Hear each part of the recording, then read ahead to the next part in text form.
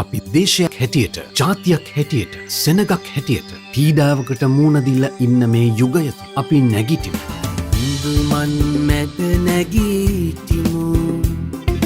යාඥාවෙන් ජය ගමු.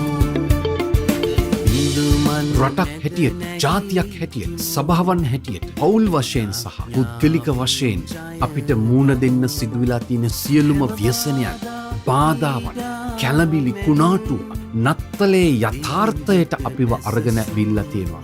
අපි අවදි වෙමු. සැවුම බාධා පීඩා මැදින් දෙවිඳුට පැසසුම් දෙමු.